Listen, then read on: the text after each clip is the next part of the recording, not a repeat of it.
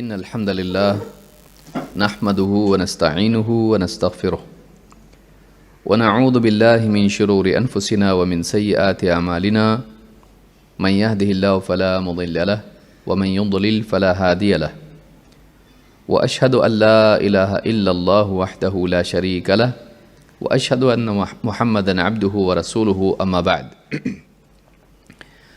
فإن خير الحديث كتاب الله وخير الهدي هدي محمد صلى الله عليه وعلى آله وسلم وشر الأمور محدثاتها وكل محدثة بدعة وكل بدعة ضلالة وكل ضلالة في النار.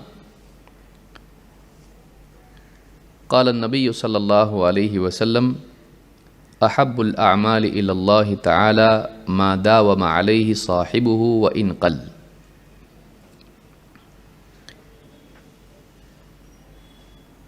قابل احترام ماں اور بہنوں، اللہ تعالیٰ کے نزدیک عمل کی کثرت سے زیادہ عمل پر مداومت زیادہ محبوب ہے۔ ایک انسان کبھی کبھار بہت زیادہ عمل کر لے، اس سے زیادہ اللہ کو یہ پسند ہے کہ ایک چھوٹا عمل ہی کیوں نہ ہو، کم مقدار ہی کیوں نہ ہو، پابندی کے ساتھ اس کو کرتا رہے۔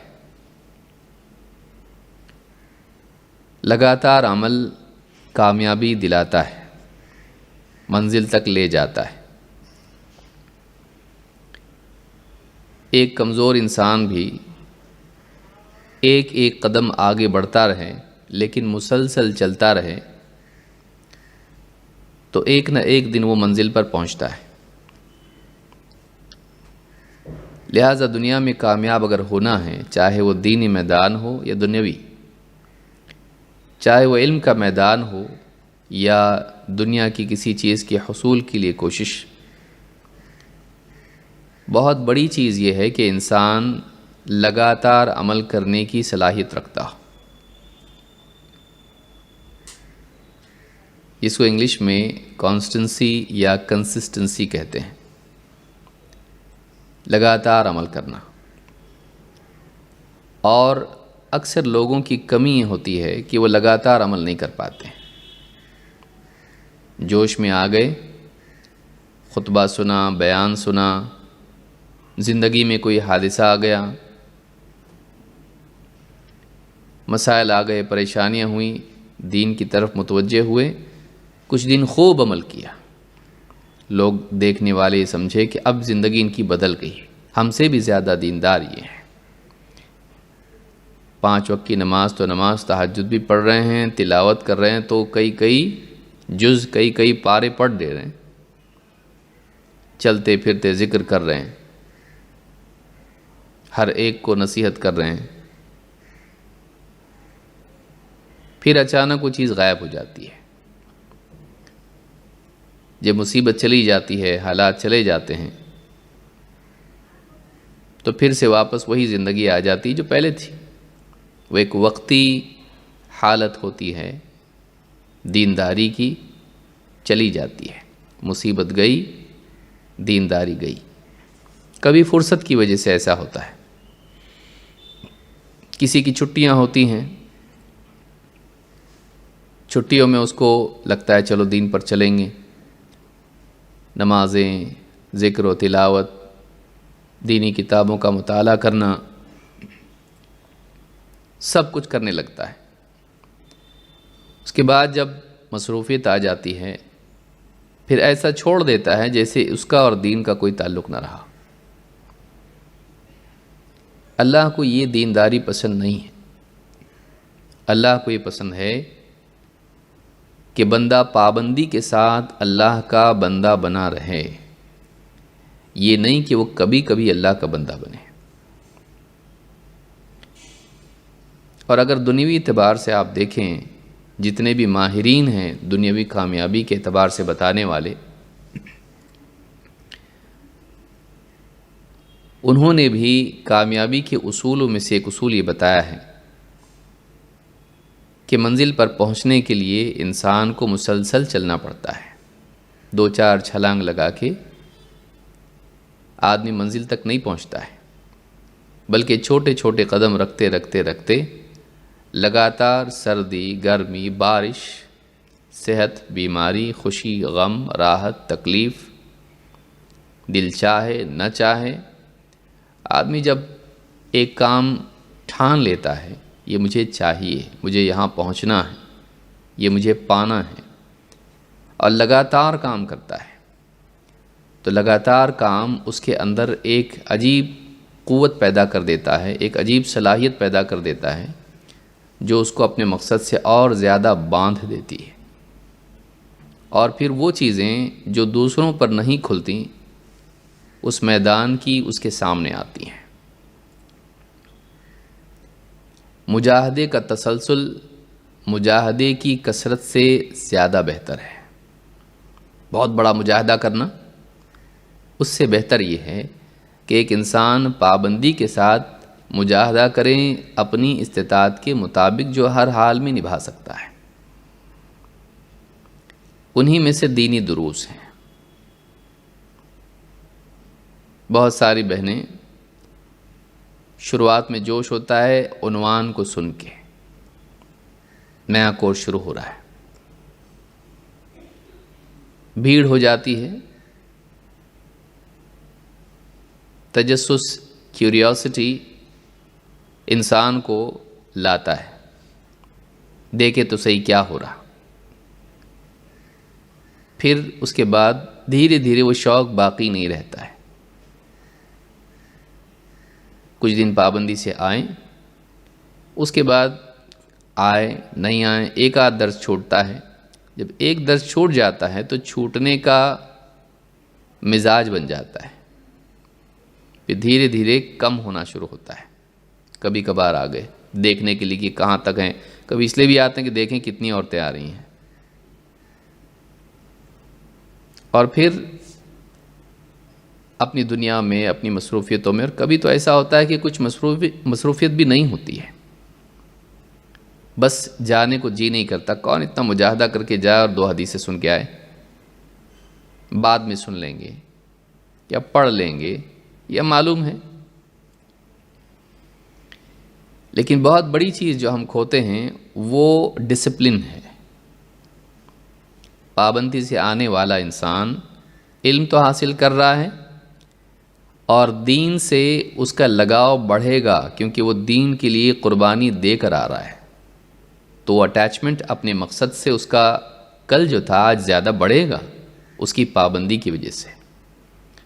جب انسان کسی مقصد کے لیے قربانیاں دیتا ہے تو اس مقصد سے اس کا لگاؤ اور بڑھ جاتا ہے، اس کی ثابت قدمی اور مضبوط ہو جاتی ہے۔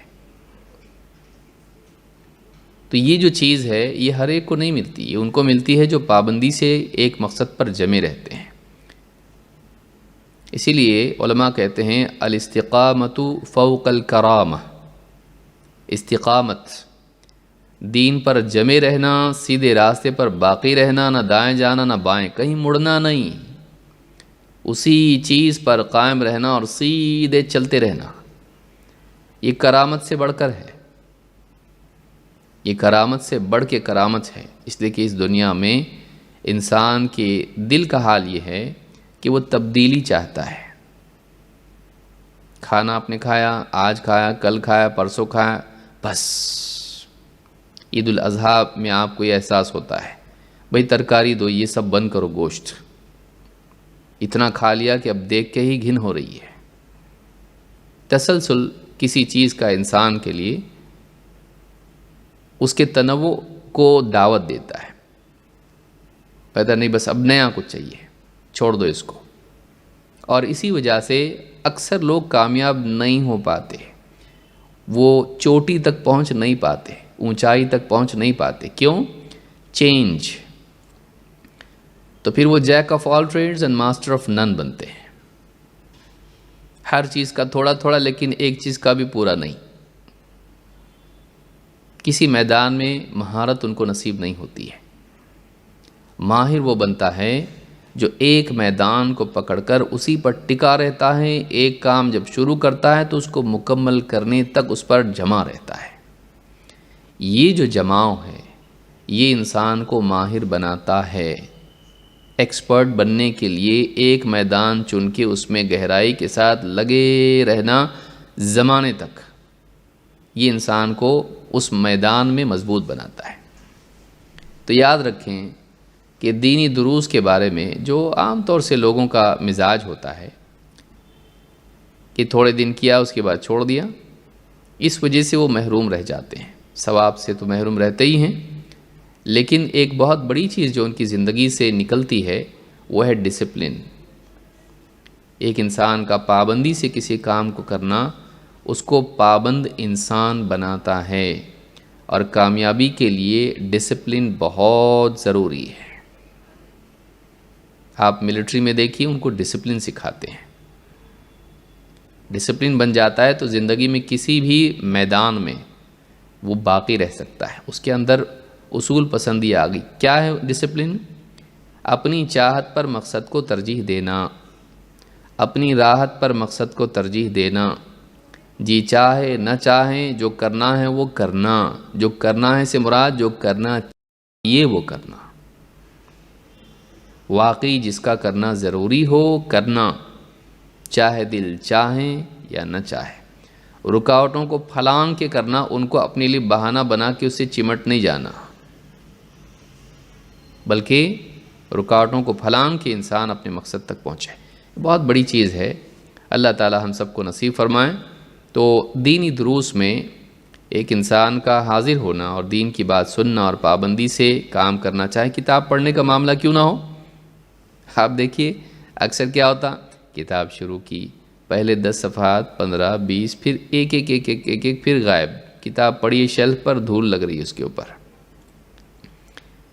پھر جب اس کو دیکھتا ہے سوچتا ہے انشاءاللہ پڑھیں گے، انشاءاللہ ضرور، پکا، اپنے آپ کو تسلی دیتا ہے، لیکن پھر وہ چھوٹ جاتا ہے، شوق دھندلا ہو جاتا ہے۔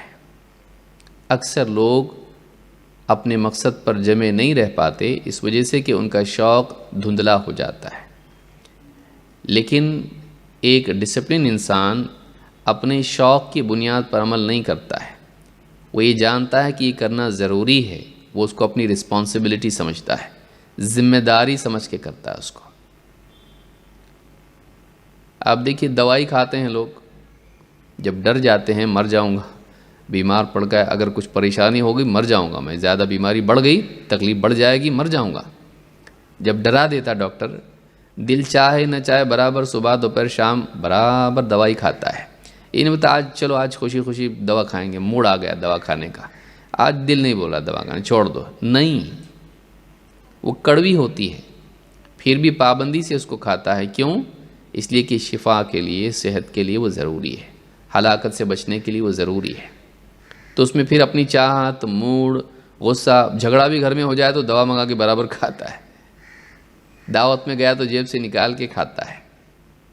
یہ جو بات ہے، یہی چیز دین میں ہونی چاہیے، یہی چیز اپنے مقصد میں ہونی چاہیے کہ آدمی حالات کا شکار ہو کے نہ رہ جائے، خوشی، غم، راحت، تکلیف، تفریح، مجبوریاں، رکاوٹیں، اس سے رکے نہیں، وہ جمع رہے، جو کرنا ہے وہ کرنا ہے، بس جو میرا مقصد ہے اس کی طرف مجھ کو بڑھنا ہے۔ یہ چیز اگر کسی انسان میں پیدا ہو جائیں، دنیا کی کوئی طاقت اس کو کامیاب ہونے سے روک نہیں سکتی ہے، اللہ تعالیٰ ضرور اس کو کامیاب کرتا ہے۔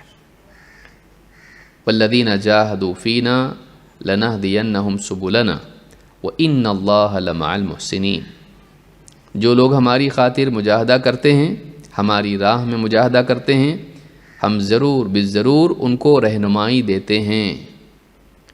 وَإِنَّ اللَّهَ لَمَعَ الْمُحْسِنِينَ، اور یقیناً اللہ تعالیٰ بھلائی کرنے والوں کے ساتھ ہے۔ تو مجاہدہ بہت ضروری ہے، راحت پسندی ناکامی کی پہلی سیڑھی ہے۔ آرام چاہیے ہم کو، بس ایزی، یہ انسان کو نکما بناتی ہے، یہ چیز انسان کو نکما بناتی ہے۔ لیکن مجاہدے کے لیے آمادگی، اسٹرگل کے لیے ولنگنس، یہ انسان کو کامیاب بناتا ہے۔ تو دنیا میں کوئی چیز ایسا نہیں کہ بس پھل لٹکا ہوا ہے سر کے اوپر توڑ کے کھا لیا، اس کے لیے پیڑ پہ چڑھنا پڑتا ہے، اس کے لیے محنت کرنی پڑتی ہے، تب جا کے وہ چیز ملتی ہے، جھولی میں گرتی نہیں ہے، اس کے لیے محنت کرنی پڑتی ہے۔ اور علم ساری چیزوں میں سب سے عظیم الشان چیز ہے، اس لیے کہ وہ ایمان اور اعمال کی صحت کے لیے ضروری ہے۔ یہی وجہ ہے کہ اللہ تعالیٰ نے سب سے پہلی وحی نازل کی علم کے تعلق سے، تاکہ انسانیت کو بتایا جائے کہ یہ وہ مبدأ ہے، یہ وہ نقطہ ہے جہاں سے انسان کی بھلائی کی شروعات ہوتی ہے۔ ربانی علم، نبوی علم، یہیں سے انسان کی سعادت اور اس کی کامیابی کی شروعات ہوتی ہے۔ تو ظاہر بات ہے کہ یہ کی ہے، ہمارے لیے چابی ہے، یہ سارے خزانوں کے کھولنے کے لیے، پانے کے لیے۔ اس لیے علم کے لیے اگر آدمی مجاہدہ نہ کریں، باقی سارے راستے اس کے لیے مسدود ہو کر رہ جاتے ہیں، پھر شرکیات میں، بدعات میں، خرافات میں، منہجی بگاڑ میں آدمی مبتلا ہو کر رہتا ہے، اور اس کو احساس بھی نہیں ہوتا کہ میں کہاں جا رہا ہوں۔ اعلیٰ کل حال، تو یہ ایک بنیادی نقطہ ہے جس کو یاد رکھنا ضروری ہے۔ بہت خوش قسمت ہیں وہ لوگ جو اس کورس میں شروع سے لے کے اب تک آ رہے ہیں۔ یہ میں انہی کے لیے کہہ رہا ہوں کہ پابندی سے انہوں نے کورسز اٹینڈ کیے، ٹھیک ہے، بیچ میں ایک آدھ جو بھی طبیعت خراب تھی، یہ تھا وہ تھا، چھٹیاں ہوئی، لیکن پابندی سے جمے رہے، شروع سے اخیر تک آ رہے ہیں۔ یہ چیز نہ صرف علم کا ذریعہ ہے، بلکہ یہ چیز ان کے اندر ایک اور خوبی پیدا کرے گی، اور وہ ہے ڈسپلن، کہ اپنے مقصد کو، اپنی دوسری حاجات، مسائل، چاہتوں پر ترجیح دینا۔ یہ کیپیسٹی جس کے اندر پیدا ہو جائے وہ بہت ہی کامیاب انسان ہے، کامیابی اس کو ملے گی، یہ بات کی چیز ہے، لیکن اس صفت کا اور اس صلاحیت کا مل جانا، یہی خود اپنی ذات میں ایک کامیابی ہے۔ آئیے آگے بڑھتے، ابھی ہماری بہت کم حدیثیں، میرے خیال سے 2 یا مشکل سے 3 درس ہمارے رہ گئے ہیں، جس میں ہم بچی ہوئی ہماری احادیث مکمل کریں گے، اور اس کے بعد انشاءاللہ آپ کو چھٹی دی جائے گی، اور اس کے بعد امتحان ہوں گے انشاءاللہ، اس کی تفصیل ہم اخیر میں دیکھیں گے۔ تو یہ کچھ بچی ہوئی حدیثیں ہیں، اس کو ہم دیکھ لیں گے۔ حدیث نمبر 46 آج ہم شروع کریں گے، عبادت اور حقوق العباد۔ بعض اوقات لوگ عبادت گزار ہوتے ہیں لیکن اخلاق میں اچھے نہیں ہوتے، اور بہت سارے لوگ لوگوں کے ساتھ اچھے ہوتے ہیں لیکن عبادات میں لاپرواہ ہوتے ہیں۔ یہ دونوں بھی غلط ہے۔ دین ہم کو یہ سکھاتا ہے کہ ہم عبادت گزار بھی بنیں، اور اسی کے ساتھ ساتھ ہم لوگوں کے ساتھ اچھا سلوک کرنے والے بھی بنیں۔ اگر ایسا نہیں ہو، اگر عبادت کرنے والے ہوں لیکن سلوک اچھا نہ ہو، یہ بھیانک چیز ہے۔ آئیے دیکھتے ہیں اس بارے میں کیا ہے۔ عن ابی ہریرہ رضی اللہ عنہ قال قال رجل یا رسول اللہ ان فلانہ یذکر من کثرت صلاتها وصیامها وصدقتها غیر انها تؤذی جیرانها بلسانها قال هي في النار قال یا رسول اللہ فإن فلانة یذکر من قلة صیامها وصدقتها وصلاتها وإنها تصدق بالأثوار من الأقط ولا تؤذي جيرانها بلسانها قال هي في الجنة رواه أحمد وابن حبان والحاكم والبزار والحديث صحيح۔ ابو ہریرہ رضی اللہ تعالیٰ عنہ کہتے ہیں، ایک شخص نے اللہ کے رسول صلی اللہ علیہ وسلم سے کہا، اے اللہ کے رسول، ایک عورت ہے اور اس کے چرچے ہیں، یذکر، اس کے چرچے ہیں، من کثرت صلاتها وصیامها وصدقتها، اس کی نماز کے، اس کے روزوں کے، اس کے صدقات کے چرچے ہیں لوگوں میں۔ بڑی نمازی عورت ہے، روزے دار ہے، روزے رکھتی ہے اور صدقے کرتی ہے۔ فرض نہیں، فرض سے بڑھ کر چرچے فرض نماز کے کہاں سے ہوں گے؟ وہ تو سب پہ پڑھنا ہی، سب کو، اس زمانے میں سارے لوگ نماز پڑھتے ہی تھے، منافقین بھی آ کے صف میں شریک ہو جاتے تھے، وہ بھی بے نمازی نہیں تھے۔ نوافل کے اعتبار سے بہت نفل نمازیں پڑھتی ہے، نفل روزے رکھتی ہے، صدقات کرتی ہے، لیکن ایک مسئلہ اس کا ہے، کیا ہے؟ غیر انہا تؤذی جیرانہا بلسانہا، لیکن ایک بات اس میں ہے کہ وہ اپنے پڑوسیوں کو اپنی زبان سے بڑی اذیت پہنچاتی ہے، تکلیف دیتی ہے۔ قال ہی فی النار، اللہ کے رسول صلی اللہ علیہ وسلم نے فرمایا وہ عورت جہنم میں ہے، وہ عورت جہنمی ہے۔ قال یا رسول اللہ فإن فلانة يذكر من قلة صيامها وصدقتها وصلاتها، لیکن ایک دوسری عورت ہے اللہ کے رسول، اس عورت کے تذکرے ہیں کہ وہ زیادہ روزے نہیں رکھتی اور زیادہ صدقات نہیں کرتی اور زیادہ نمازیں نہیں پڑھتی، یعنی بہت زیادہ تہجد گزار ہو، نوافل کا اہتمام کرتی ہو، یہ نہیں کہ نماز نہیں پڑھتی ہے، بلکہ نوافل کا اہتمام زیادہ اس کی زندگی میں اتنا نہیں ہے۔ وَإِنَّهَا تَصَدَّقُ بِالْأَثْوَارِ مِنَ الْأَقِطِ، بس اتنا ہے کہ پنیر کے کچھ ٹکڑے صدقے کر دیتی ہے، بہت زیادہ نہیں، تھوڑا سا کچھ صدقہ کر دیتی ہے، لیکن بات یہ ہے وَلَا تُؤْذِي جِيرَانَهَا بِلِسَانِهَا، لیکن یہ عورت کبھی اپنے پڑوسیوں کو اپنی زبان سے اذیت نہیں پہنچاتی۔ قال ہی فی الجنہ، آپ نے کہا وہ جنتی عورت ہے۔ اس حدیث کو امام احمد، ابن حبان، حاکم اور بزار نے روایت کیا ہے۔ اس حدیث سے معلوم ہوتا ہے کہ انسان اگر عبادت گزار ہو اور نوافل کا اہتمام کرنے والا ہو، لیکن لوگوں کے ساتھ اس کا سلوک اچھا نہ ہو، وہ انہیں اذیت پہنچاتا ہو، تو نمازی، روزے دار اور صدقات کرنے والا ہونے کے باوجود بھی ایسا انسان جہنم میں جا سکتا ہے۔ اس سے معلوم ہوتا ہے کہ لوگوں کے ساتھ بھی اچھا سلوک کرنا چاہیے۔ بعض اوقات لوگ عبادت گزار ہوتے ہیں، بہت سی خواتین عبادت گزار آپ کو ملیں گی، خاص کر کے عمر کے دوسرے حصے میں۔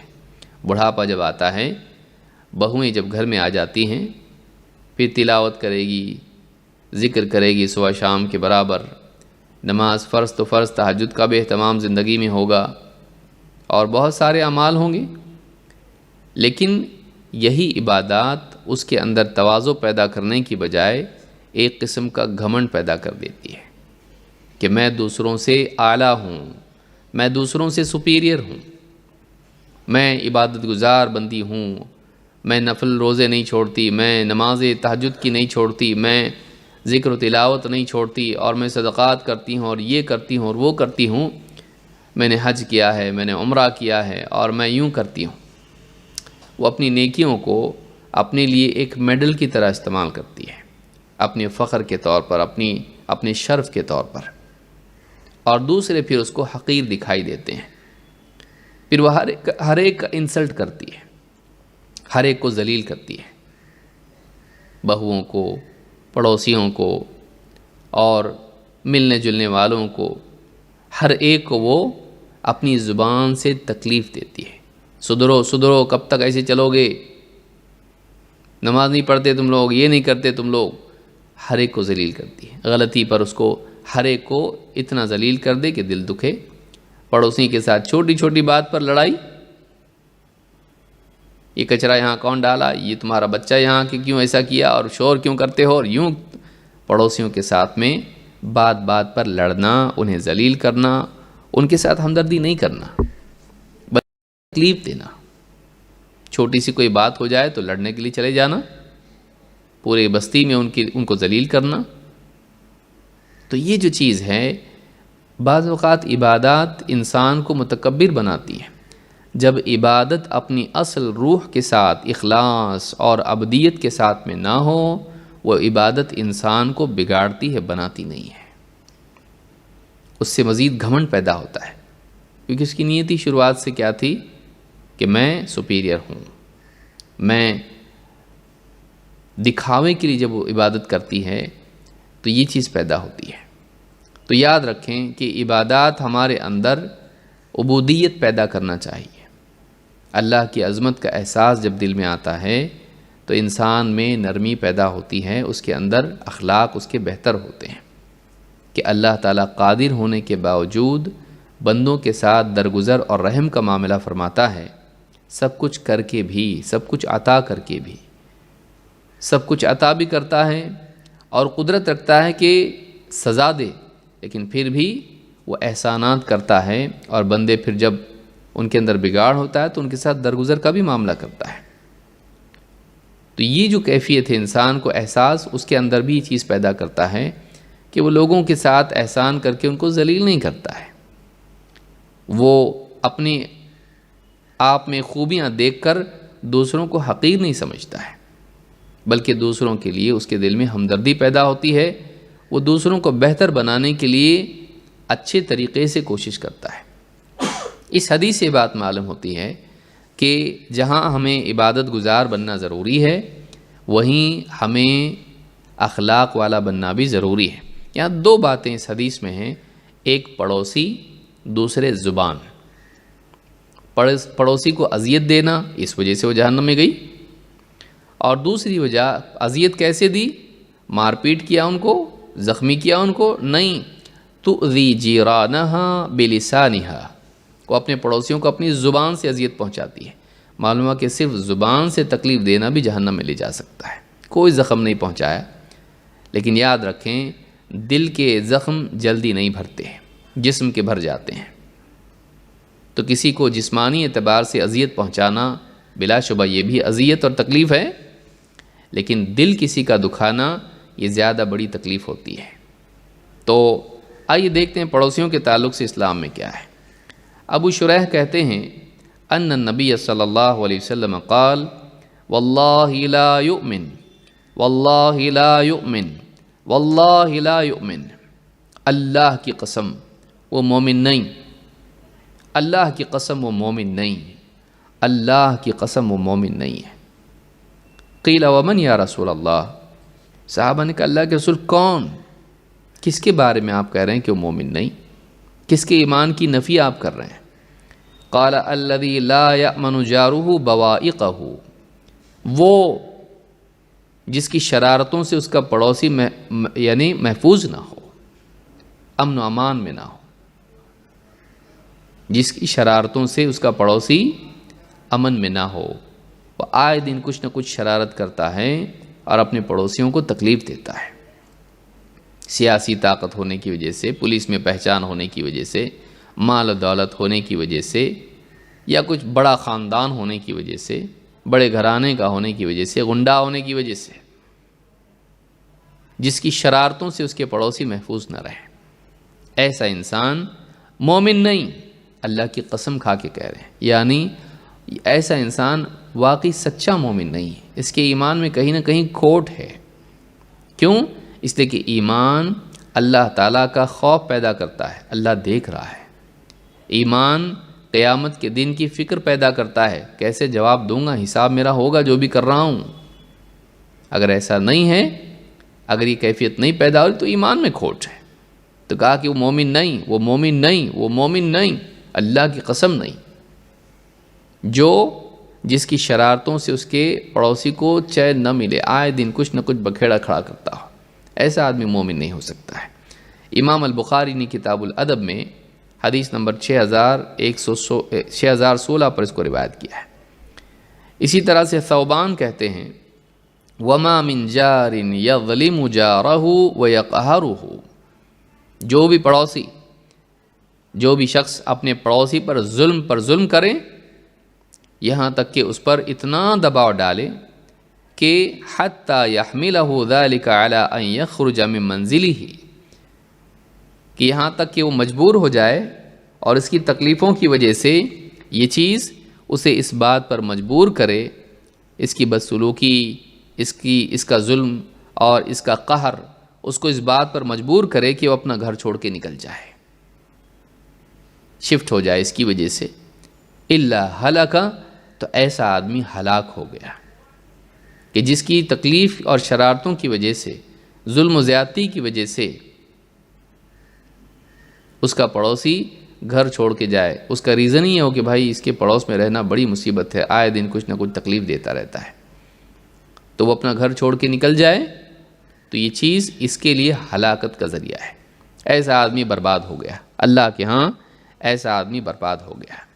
امام البخاری نے اپنی کتاب الادب المفرد میں حدیث نمبر 127 پر اس کو روایت کیا اور حدیث صحیح ہے۔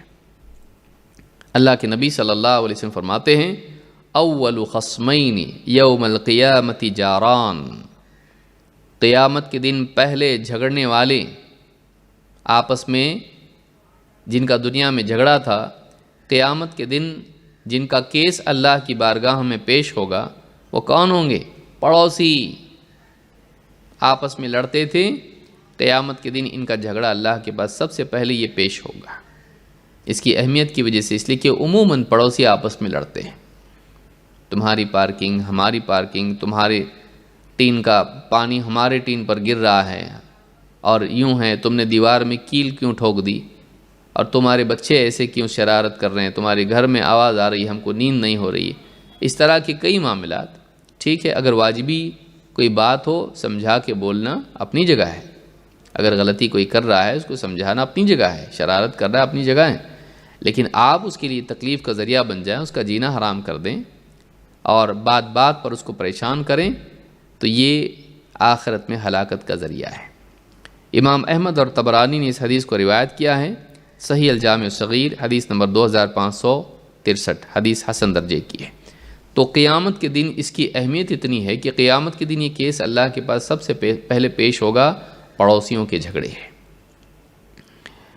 پڑوسی عام طور سے ایک دوسرے کے ساتھ میں نفرت کرتے ہیں، بہت کم پڑوسی ہوتے ہیں جو واقعی ایک دوسرے کے ساتھ ہمدردی کرتے ہیں۔ اگر ہمارے پڑوسی کی تکلیف پر ہمیں خوشی ہو رہی ہے تو ہم اچھے انسان نہیں ہیں۔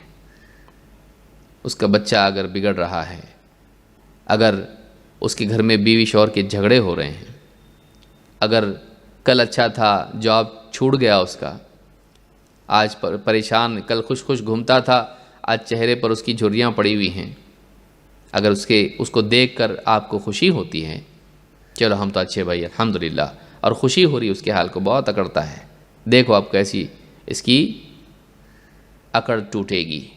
اگر اس کی تکلیف پر ہم خوش ہوتے ہیں تو یہ ہمارے اندر خرابی کی علامت ہے کہ ہم اچھے انسان نہیں ہیں، ہم کو اچھا بننا چاہیے۔ دوسروں کی تکلیف دیکھ کر ہمدردی پیدا ہونا یہ انسان کے اچھے ہونے کی علامت ہے۔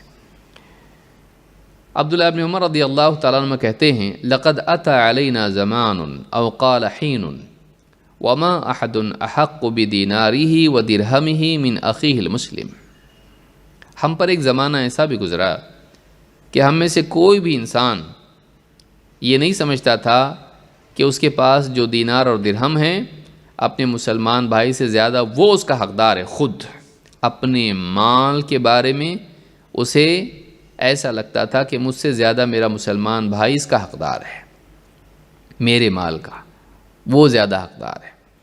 ثم الآن الدینار والدرہم احب الی احدنا من اخیہ المسلم، لیکن آج ایک ایسا وقت آ پڑا ہے کہ آج حالات بدل گئے ہیں اور آدمی کو اپنا دینار اور درہم اپنے مسلمان بھائی سے زیادہ پیارا ہے، اس کی ضرورت سے زیادہ اپنے بارے میں آدمی سوچنے لگا ہے۔ سمعت النبی صلی اللہ علیہ وسلم یقول کم من جار متعلق بجارہ یوم القیامہ، کتنے پڑوسی قیامت کے دن اپنے پڑوسی کو پکڑ لیں گے، یقول یا رب ھذا اغلق بابہ دونی فمنع معروفہ، کہے گا اے میرے رب یہ میرا پڑوسی ہے، اس نے میری ضرورت کے وقت میں اپنا دروازہ مجھ سے بند کر لیا تھا اور اپنی بھلائی جو خیر اس کے پاس تھی مجھ سے روک رکھی تھی، میری ضرورت کے وقت میں اس نے اپنا دروازہ میرے لیے بند کر دیا۔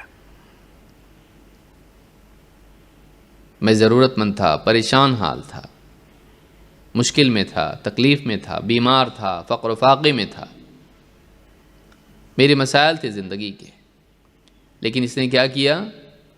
اس کے اندر استعداد تھی، مالی اعتبار سے ہو یا کسی اور اعتبار سے ہو، یہ میرے کام آ سکتا تھا، لیکن میری مجبوری کے وقت میں بھی اس نے اپنا دروازہ ہی میرے منہ پر بند کر دیا اور اپنی بھلائی مجھ سے روک رکھی۔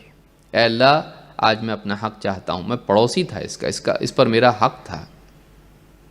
قیامت کے دن وہ اپنے پڑوسی کو آدمی مجبور اور پریشان حال مظلوم پڑوسی کو پکڑ کے کہے گا اللہ یہ میرا پڑوسی تھا، اس نے حق ادا نہیں کیا، میری مجبوری کے وقت میں دروازہ بند کر دیا۔ لہٰذا یاد رکھیں، اس حدیث کو امام البخاری نے الادب المفرد میں روایت کیا ہے، حدیث نمبر 111 پر ہے، اور حدیث حسن لغیری ہے۔ اس حدیث سے معلوم ہوتا ہے کہ ایک انسان دوسروں کی مصیبت کے وقت میں انہیں ان کے حال پر نہ چھوڑے، خصوصاً پڑوسیوں کو۔ ایک پڑوسی کا ہم پر حق ہوتا ہے، اس کی پریشانی کے وقت میں اگر ہمارے اندر استعداد ہے، جتنا ہم کر سکتے ہیں اس کے لیے کچھ نہ کچھ ہم کو ضرور کرنا چاہیے۔ اگر نہیں تو قیامت کے دن وہ ہماری شکایت اللہ کے پاس کرے گا۔ اللہ کے نبی صلی اللہ علیہ وسلم فرماتے ہیں ما آمن بی من بات شبعان وجارہ جائع الی جنبہ وہو یعلم بہ۔ وہ آدمی مجھ پر ایمان نہیں لایا جو پیٹ بھر کے کھائے اور سوئے، اور اس کا پڑوسی بھوک کی وجہ سے اپنی کروٹیں بدل رہا ہو اور اس کو معلوم ہو وہ بھوکا ہے، پھر بھی اس کو کچھ نہیں کھلائے بلکہ خود پیٹ بھر کے کھائے۔ بلکہ کہا جائے تو یہ ایمان والا کیا، یہ تو انسانیت بھی اس میں نہیں ہے۔ اس حدیث میں آپ نے فرمایا کہ وہ آدمی مجھ پر ایمان نہیں لایا تو پیٹ بھر کے کھاتا ہے۔ رات کا وقت ہے، عموماً رات میں لوگ کھانا کم کھاتے ہیں، تو بے اعتبار سے بھی رات کو بہت زیادہ نہیں کھانا چاہیے، لیکن آپ دیکھیے یہ پیٹ بھر کے کھا رہے ہیں، ایک دم سیر ہو کے کھایا، لیکن ابھی لمبی رات باقی ہے۔ دن بھر کی محنت مشقت کرنے کے بعد اس کا پڑوسی مزدوری کرنے کے بعد اس کو کچھ بھی نہیں ملا، خالی ہاتھ گھر آیا، بھوکا ہے، بیوی بھوکی، بچے بھوکے، یہ بھوکا ہے، روز کھاتا ہے، روز کماتا ہے، آج کچھ نہیں آیا۔ رکشہ ڈرائیور ہے، پھیری والا ہے، عام انسان ہے بیچارہ، بہت بڑے جاب پہ تو ہے نہیں، غریب آدمی ہے، حالات بگڑے ہوئے ہیں، پیسے کھو گئے یا کسی نے چھین لیے یا پولیس نے پکڑ لیا تھا اور سب پیسے ختم، جتنے چاہیے اتنے نہیں ہیں۔ آیا اور بیوی سے کہا بس اب کچھ بھی نہیں، اب کیا کروں، جھگڑا ہوا اور دونوں ناراض، وہ سو گئی یہ بھی سو گیا، بھوکے ہیں،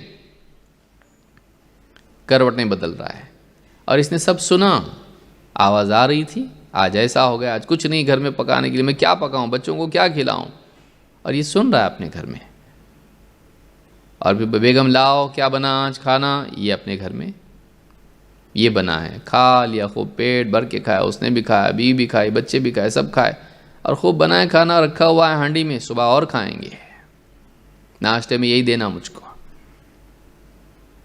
اور یہ سن چکا ہے کہ پڑوسی بھوکا ہے، اس کے گھر میں کھانے کے لیے نہیں ہے۔ کیسا انسان ہے یہ کیسا انسان ہے، یہ انسان ہے، یہ مشین ہے جس کے دل میں، جس کے پاس عقل تو ہے، جس کے پاس دل نہیں ہے، احساس نہیں ہے، دوسروں کا دکھ محسوس کرنے کی صلاحیت اس میں نہیں ہے۔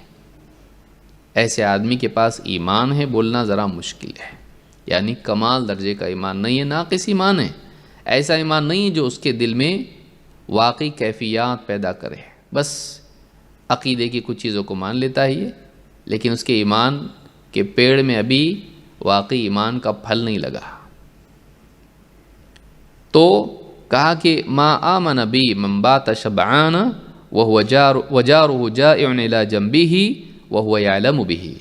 وہ آدمی مجھ پر ایمان نہیں لایا جو پیٹ بھر کے کھائے اور رات اسی حال میں گزارے سیر ہو کر، جبکہ اس کا پڑوسی بھوکا کروٹیں بدل رہا ہو اور اس کو معلوم ہو۔ ٹھیک ہے معلوم نہیں ہے بھائی اس کے گھر میں کیا چل رہا ہے، معلوم ہوتا تو میں کھانا بھیجتا، کچھ پیسے دے دیتا، لیکن معلوم ہے، اس کو معلوم نہیں تھا ایسا نہیں ہے، معلوم ہے، پھر بھی کہا بھائی اس کا مسئلہ اس کا ہے، میرا مسئلہ میرا ہے، محنت کرو کماؤ، ہم نے بھی بڑی تنگیوں میں زندگی گزاری، ہم نے بھی بہت ایسا کیا تب یہاں پہنچے ہیں، کرنا پڑتا ہے۔ یہ لیکچر بازی، بہت سارے لوگ جو ہیں ہمدردی کرنے کے بجائے جو ہے بھاشن بازی کرتے ہیں، جس سے دکھ سننے والے کا اور بڑھتا ہے۔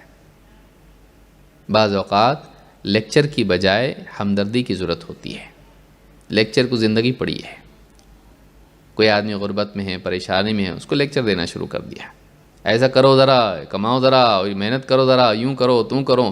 بھاشن دے رہا اس کو، بس آپ بھوک لگی ہے، بچے گھر میں بھوکے ہیں. ارے سنو، میں جو تم کو لیکچر دے رہا ہوں نا، یہ ہزاروں روپے سے قیمتی ہے. یہ آدمی یہ دکھ دوسروں کا محسوس کرنے والا انسان نہیں ہے. یہ مشین ہے، یہ مشین ہے. تو ایسا انسان اسلام نہیں پیدا کرتا ہے. واقعی اسلام کے نتیجے میں انسان جو بنتا ہے وہ لوگوں کے ساتھ ہمدردی کرنے والا ہوتا ہے. تو اس حدیث کو امام البزار اور طبرانی نے روایت کیا ہے، اور یہ حدیث صحیح الجامع الصغیر میں ہے. پہلا حصہ ہم نے دیکھا کہ وہ عورت کیوں جہنم میں گئی، پڑوسیوں کو ستانے کی وجہ سے. معلوم ہے کہ پڑوسیوں کا معاملہ بڑا اہم ہے اسلام میں. اور ابھی آپ نے دیکھا کہ پڑوسی کے ساتھ کیسا رہنا چاہیے، اور اس کے دکھ درد کو سمجھنے والا آدمی چاہیے، اس کو تکلیف دینے والا نہیں، بلکہ پڑوسی کی تکلیف دور کرنے کا مزاج آدمی میں ہو. دوسری چیز جو اس کو جہنم میں لے گئی وہ زبان کی آفت ہے. مار پیٹ نہیں، صرف زبان. اس کی وجہ سے بھی ایک انسان، ایک عورت جہنم میں جا سکتی ہے. اللہ کے نبی صلی اللہ علیہ وسلم فرماتے ہیں وَإِنَّ الْعَبْدَ لَيَتَكَلَّمُ بِالْكَلِمَةِ مِنْ سَخَطِ اللَّهِ لَا يُلْقِي لَهَا بَالًا يَهْوِي بِهَا فِي جَهَنَّمَ. ایک بندہ اپنی زبان سے اللہ کی ناراضگی کا ایک جملہ بول دیتا ہے، زیادہ نہیں، ایک جملہ. لا یلقی لہا بالن، اور اس کو پرواہ بھی نہیں کرتا کہ یہ جملہ کتنا بھیانک ہے جو بول رہا ہے، اس کا نتیجہ کیا نکلے گا، یہ کتنا سنگین ہے، یہ کتنی بڑی غلطی ہے. لاپرواہی میں بول دیتا ہے. لا یلقی لہا بالن یہوی بہا فی جہنم. لیکن اللہ کے نزدیک وہ سنگین ہوتا ہے، اس کے نزدیک نہیں. اللہ تعالیٰ اس ایک جملے کی وجہ سے اس کو جہنم کی گہرائیوں میں پھینک دیتا ہے. قیامت کے دن اس ایک جملے کی وجہ سے اسے جہنم کی گہرائیوں میں پھینک دیا جائے گا. ایسی بڑی بات بولا تو. بعض اوقات ہمارے نزدیک کوئی بات ہلکی ہوتی ہے، اللہ کے نزدیک وہ بات بڑی اور سنگین ہوتی ہے. تو کوئی بھی بات زبان سے نکالنے سے پہلے دیکھنا چاہیے کہ جملہ کہیں اللہ کو ناراض کرنے والا تو نہیں. اس حدیث کو امام البخاری اور مسلم دونوں نے روایت کیا ہے. صحیح بخاری کتاب الرقاق حدیث نمبر 6478، صحیح مسلم کتاب الزہد والرقائق حدیث نمبر 2988. آپ دیکھیے بعض اوقات خواتین کی اور مرد بھی، پڑوسیوں کا معاملہ ہے اور بیوی شوہر کے معاملات چل رہے تھے، لڑ رہے ہیں آپس میں. اب دیوار ان کی مشترکہ ہے، بیچ میں ایک ہی دیوار. اب کان لگا کے سن رہا ہے، پورا مزہ بھی آ رہا ہے سننے میں کہ اچھا ان کی جھگڑے ہو رہے ہیں، اور دونوں بیوی شوہر خوش ہو رہے ہیں، دیکھو ہم کتنے اچھے ہیں نا، ہمارا نہیں ہوتا جھگڑا. حالانکہ ان کا بھی ہوتا ہے، لیکن خوش ہو رہے ہیں کہ ہم ہیپی فیملی ہیں، اور دیکھو یہ لوگ لڑ رہے ہیں. اور پھر ایک دو جملے کان میں پڑ گئے، تو وہاں کیوں گئی تھی؟ اب انہوں نے اپنی داستان بنا لی. اور پھر اب یہ بیوی اگلے دن نکلی، اس کے گھر میں گئی، اس کے گھر میں گئی. کل بہت جھگڑا ہو رہا تھا ان کا، کیا ہوا؟ دوسرے بھی بہت انٹرسٹ لیتے ہیں نا، نیوز پیپر آ گیا خود تو مطلب پڑھنا تو ضروری ہے بھی. اب بتا رہی وہ کہیں بول رہا تھا شوہر، تو کہاں گئی تھی ایسا، کیوں گئی تھی ایسا، معلوم نہیں کہاں گئی تھی. اب اس کی پوری ایک داستان، کیا چل رہا سمجھ میں نہیں آ رہا بابا ان کا، کچھ تو گڑبڑ ہے. کیریکٹر کے بارے میں کچھ بول دیا. بعض اوقات ایسی بات انسان بول دیتا ہے لوگوں کو اٹریکٹ کرنے کے لیے کہ اللہ اس سے دور ہو جاتا ہے بے احتیاطی میں، اور پھر بعد میں پوری بستی میں اس کے بارے میں غلط سوچ پیدا ہو گئی اس عورت کے بارے میں کہ اس کا شوہر اس پہ شک کرتا. بات بنتے بنتے بنتے بنتے بنتے کچھ کی کچھ بن جاتی، کیونکہ ہر اس کو ٹرانسمٹ کرنے والا اس میں اپنی طرف سے تھوڑا کلر بھر دیتا ہے. اب لوگ اس کے بارے میں، عورتیں دوسری کہیں ولیمے میں ملاقات ہوئی اور سب اس کو ترچھی نگاہوں سے دیکھ رہے ہیں، اور کیسے چل رہا تمہارا، سب ٹھیک ہے، شوہر کے ساتھ ٹھیک ہے نا، خوش ہے نا، کیا مسئلہ ہے، کچھ پریشان تو نہیں، چہرہ کیوں ایسا دکھ رہا تمہارا؟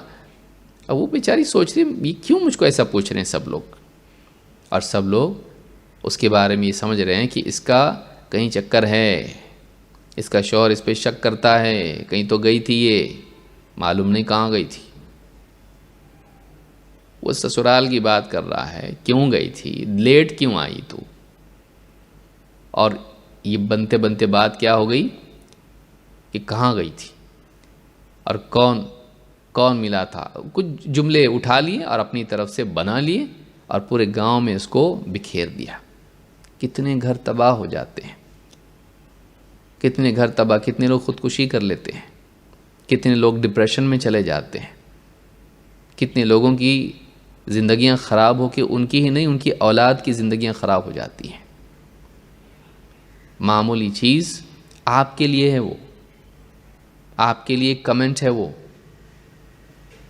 لیکن اس ایک کمنٹ کے ذریعے سے کسی انسان کی زندگی تباہ ہوتی ہے، وہ معمولی چیز نہیں ہے۔ وہ معمولی ایک جملہ ہے جو بڑی آسانی سے آپ نے اپنی زبان سے نکال دیا بے احتیاطی کے ساتھ میں، لیکن کسی کی عزت اس سے خراب ہو سکتی ہے، کسی کی زندگی اس سے خراب ہو سکتی ہے، کسی کا نکاح اس سے خراب ہو سکتا ہے۔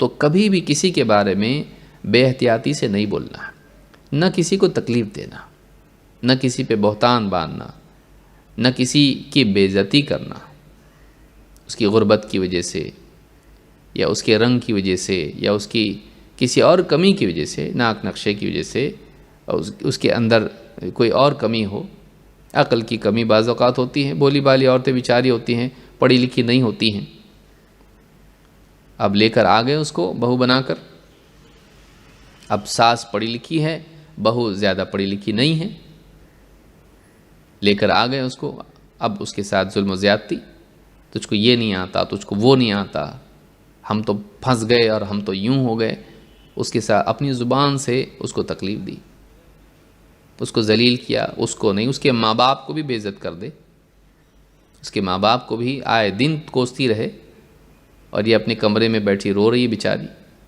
ہوتا ہے یہ۔ تو یہ نہیں ہونا چاہیے۔ کبھی بہویں ایسی ہوتی ہیں کہ بیچاری ساس بھولی بھالی سیدھی سادھی ان پڑھ رہتی ہے، یہ پڑھی لکھی رہتی ہے، جھانسی کی رانی،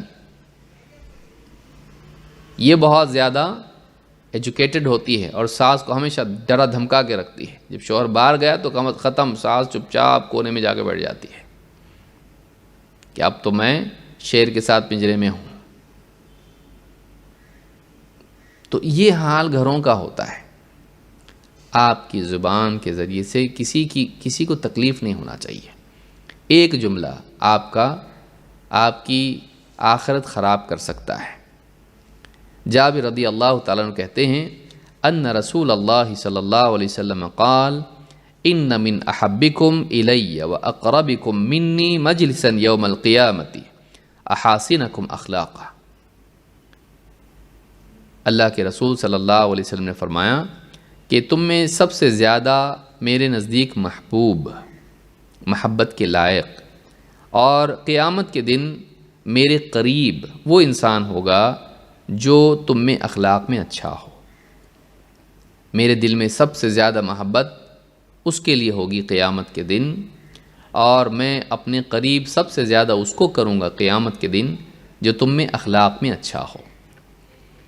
وَإِنَّ أَبْغَضَكُمْ إِلَيَّ وَأَبْعَدَكُمْ مِنِّي مَجْلِسًا يَوْمَ الْقِيَامَةِ الثَّرْثَارُونَ وَالْمُتَشَدِّقُونَ وَالْمُتَفَيْحِقُونَ، اور قیامت کے دن میرے نزدیک سب سے زیادہ مبغوض قابل لوگ وہ ہوں گے اور مجھ سے دور وہ ہوں گے جو الثرثارون ہیں، المتشدقون ہیں، المتفیحقون ہیں۔ یہ تین صفات جن میں ہوں یا تینوں میں سے کوئی ایک صفت ہو، یہ قیامت کے دن مجھ سے دور رہیں گے اور میرے نزدیک سب سے زیادہ قابل نفرت ہوں گے۔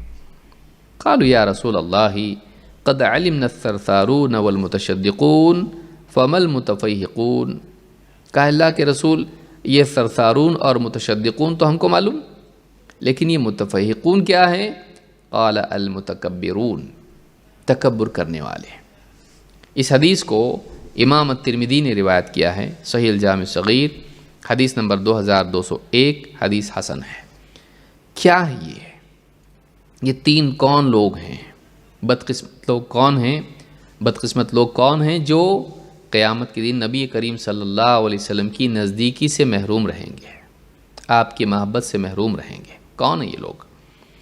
الثرثارون وہ لوگ ہیں جو منہ میں جھاگ آنے تک بولتے بے احتیاطی کے ساتھ۔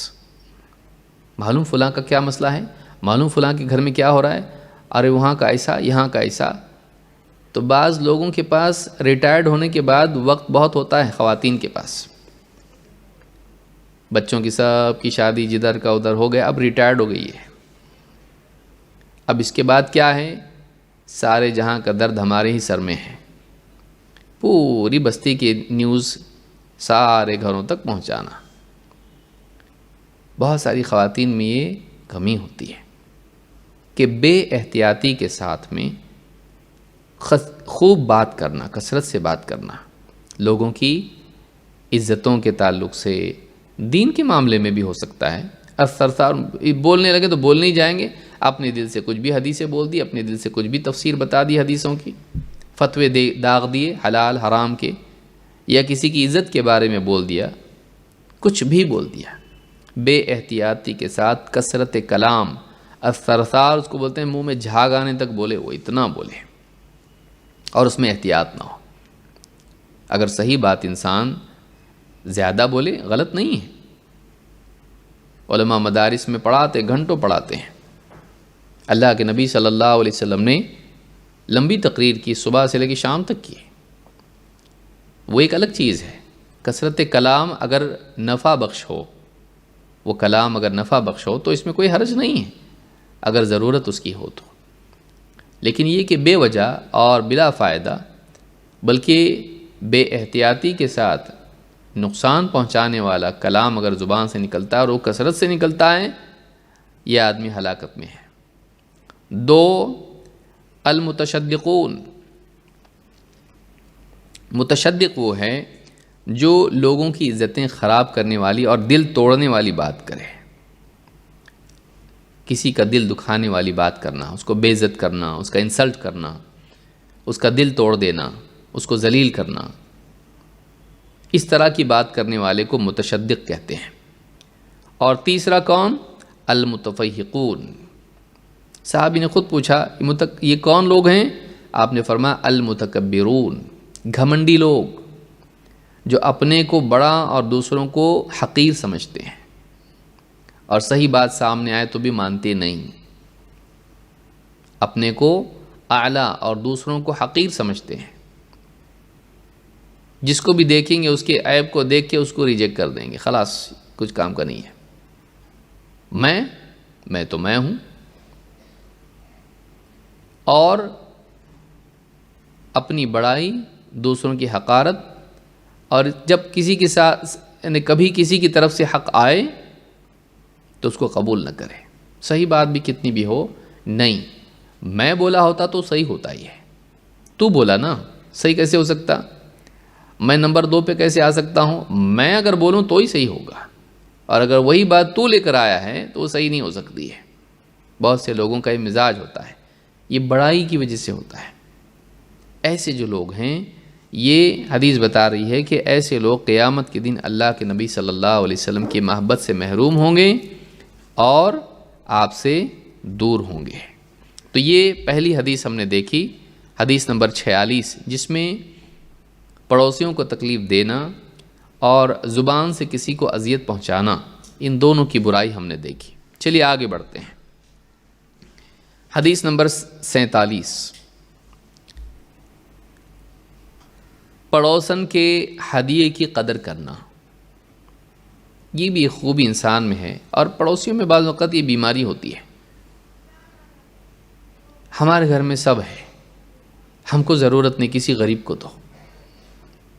پڑوسی عام طور سے اور پہلے سے رواج چلا آیا ہے، گھر میں کسی کے کچھ بنا، محبت سے وہ اپنے پڑوسیوں کو بھیجتے ہیں، جاؤ ذرا دیکھ آؤ، مٹھائی بنی، میٹھا کھانا بنا، یا کچھ اچھا بریانی بنی، پلاؤ بنا یا کچھ اس طرح کی چیز بنی، تو خواتین میں ایک ہوتا ہے کہ وہ بعض اوقات محبت سے، اور کبھی یہ بھی ہوتا ہے کہ دیکھو خوشی خوشی دیتی ہے کہ مجھ کو یہ بھی بنانا آتا ہے۔ اب جب بھیجا تو بعض خواتین کیسا کرتی ہیں، ارے ہم کو ضرورت نہیں ہے، ہمارے پاس سب کچھ ہے، ہم کھا پی چکے ہیں، سب ہمارے پاس ہے، کسی غریب کو دو۔ یہ تحقیر ہے، کسی کے ہدیے کی تحقیر ہے۔ اس نے جب تم اس کو دینا ہوتا تو پہلے ہی فقیر کو دیتی، تم کو کیوں بھیجا؟ محبت سے بھیجا، اور اس لیے نہیں بھیجا کہ دیکھو ان کے گھر میں کھانا نہیں بنا ہے تو ہمارا پکا ہوا کھاؤ، ایسا نہیں ہوتا ہے۔ بس ایک دوسرے سے اس طرح سے تبادلہ ہوتا ہے، اور صحابہ کے زمانے میں بھی ہوتا تھا، بلکہ وہ تو ایسا زمانہ تھا جس میں پاس پڑوس کے لوگ ان کی ہانڈی میں سے آ کے نکال کے لے جاتے تھے، پکتی ہوتی تھی اور اس میں سے اٹھا کے کچھ نہ کچھ لے جاتے تھے، اور ان کو کوئی پرابلم نہیں ہوتا تھا، کبھی یہ ان کی ہانڈی میں سے اٹھا کے لے کے آتے تھے۔ وہ آپس میں ایک دوسرے کے ساتھ اس طرح سے بے تکلفی سے رہتے تھے، اور ایک دوسرے کے کھانے پینے کو مطلب آپس میں انڈرسٹینڈنگ میں انڈرسٹینڈنگ نہیں ہو تو نہیں کرنا ایسا۔ ہمارے دور میں یہ چیز تھوڑا مشکل ہے، اگر ہے کسی گھر میں اس طرح سے پاس پڑوس میں تو اور بات ہے، لیکن جا کے آپ اس کی ہانڈی میں سے اٹھا کے لے کر آ گئے، صحابہ کے زمانے میں ہوتا تھا ایسا۔ تو یہ ضروری ہے کہ یہ طرفین میں ہونا چاہیے، نہ کہ ایک طرف سے، طرفین میں ہونا چاہیے، وہاں سے بھی ہو یہاں سے بھی ہو، ایک انڈرسٹینڈنگ ہو۔ اور آج بھی بہت سارے گھروں میں ایسا ہوتا ہے کہ کئی کمرے ہوتے ہیں، ان کے بھی کچن میں بنائے، ادھر بھی بنائے، کئی کچن ہیں، اور آپس میں وہ لوگ ایک دوسرے کے کھانے کو لینا اور اس میں برا نہیں سمجھتے ہیں۔ تو یہ اس زمانے میں تھا، اور یہ چھوٹا ہونے کی چیز نہیں ہے کہ ہم کسی سے کھانا اگر اس کی چیز کو قبول کر لیں گے تو ہم غریب کہلائیں گے، یا ہم پر ایک لیبل لگ جائے گا، صدقہ ہو جائے گا اور ہم فقیر ثابت ہو جائیں گے۔ یہ گھمنڈ ہے، کیوں؟ ضرورت نہیں اس کی۔ دل رکھنے کے لیے ہدیہ قبول کرنا چاہیے، یہ بھی سنت ہے۔ آئیے دیکھتے ہیں ہدیہ قبول کرنے کے بارے میں کیا ہے۔ ابو ہریرہ رضی اللہ تعالیٰ عنہ کی روایت ہے، عن ابی ہریرہ رضی اللہ عنہ عن النبی صلی اللہ علیہ وسلم قال یا نساء المسلمات لا تحقرن جارۃ لجارتها ولو فرس نشاۃ۔ ابو ہریرہ رضی اللہ تعالیٰ عنہ سے روایت ہے، فرماتے ہیں کہ اللہ کے نبی صلی اللہ علیہ وسلم کا ارشاد ہے، آپ نے فرمایا، اے مسلمان عورتوں، یا نساء المسلمات، اے مسلمان عورتوں، لا تحقرن جارۃ لجارتها، کوئی عورت اپنی پڑوسن کے لیے حقیر نہ سمجھے، ولو فرس نشاۃ، چاہے وہ بکری کا کھر ہی کیوں نہ ہو، پایا جس کو آپ کہتے ہیں، پاؤں کی ہڈی جو یعنی بکری کا پایا ہوتا ہے، تو اس کو حقیر نہ سمجھے۔ اصل میں کھر کا لفظ ہے، یہ بالکل نچلا حصہ ہوتا ہے پاؤں کا، بکری کا۔ تو کہا کہ چاہے وہ بکری کا کھر کیوں نہ ہو، وہ اپنی پڑوسن کے لیے اس ہدیے کو حقیر نہ جانے۔ اس حدیث کو امام البخاری اور مسلم دونوں نے روایت کیا ہے۔ صحیح البخاری حدیث نمبر 2566 اور صحیح مسلم حدیث نمبر 1030۔ علماء نے دونوں طرح سے اس کی شرح کی ہے، دینے کے اعتبار سے، لینے کے اعتبار سے۔ اسی لیے امام النووی اپنی شرح میں جو صحیح مسلم کی شرح ہے اس میں کہتے ہیں کہ دونوں طرح سے اس کو کہا جا سکتا ہے، یعنی کوئی عورت اپنی پڑوسن کو ہدیہ دینے کو حقیر نہ سمجھے، چاہے وہ بکری کا کھر ہی کیوں نہ ہو۔ کیسے دوں، کیا سوچیں گے؟ بھئی تو غریب ہے، جو بنا ہے تیرے گھر میں، اگر ہدیے میں دینا چاہتی ہے دے دے، کوئی مسئلہ نہیں ہے۔ بہت اعلیٰ، اونچی، زبردست، بھاری چیز دینا چاہیے نہیں، تیری کیپیسٹی اتنی ہے، تیرے گھر میں یہی بنتا ہے، ٹھیک ہے۔ پڑوسی سے محبت کے اظہار کے طور پر پڑوسن کو تو جو تیرے پاس بنائے، چاہے بکری کا کھر ہی کیوں نہ ہو، دے، کوئی مسئلہ نہیں۔ دوسرا معنی اس کا یہ کہا کہ یہ قبول کے اعتبار سے، عطا کے اعتبار سے بھی ہو سکتا ہے، اور قبول کے اعتبار سے بھی ہو سکتا ہے کہ کوئی پڑوسن اگر کسی عورت کو اس کی پڑوسن بکری کا کھر لا کے گفٹ میں دے، ہمارے گھر میں یہ بنا لیجئے، تو وہ اس کو ریجیکٹ نہ کرے۔ عموماً ابن حجر رحمۃ اللہ علیہ فرماتے ہیں کوئی کسی کو بکری کا کھر نہیں دیتا ہے، اس کا جو جوتا ہوتا ہے بکری کا پہنی ہوئی ہوتی ہے وہی جوتا کھر اس کو کہتے ہیں، تو کوئی کسی کو یہ دیتا نہیں ہے، لیکن حدیث میں یہ بتایا گیا کہ وہ بھی دے تو لے لے، یعنی وہ کتنا ہی چھوٹا کیوں نہ ہو اس کو حقیر سمجھ کے ریجیکٹ نہ کرے۔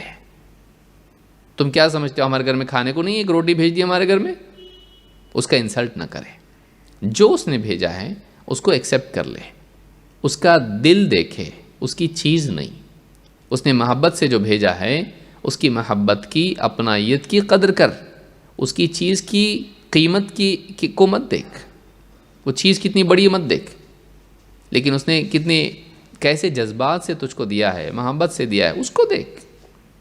تو چاہے وہ بکری کا کھر ہی کیوں نہ ہو اس کو قبول کر لے، ریجیکٹ نہ کرے۔ تو اس حدیث کو دونوں طرح سے یعنی انٹرپریٹ کیا جا سکتا ہے، اس کی شرح دونوں اعتبار سے کی جا سکتی، جیسا کہ امام النووی نے کہا ہے۔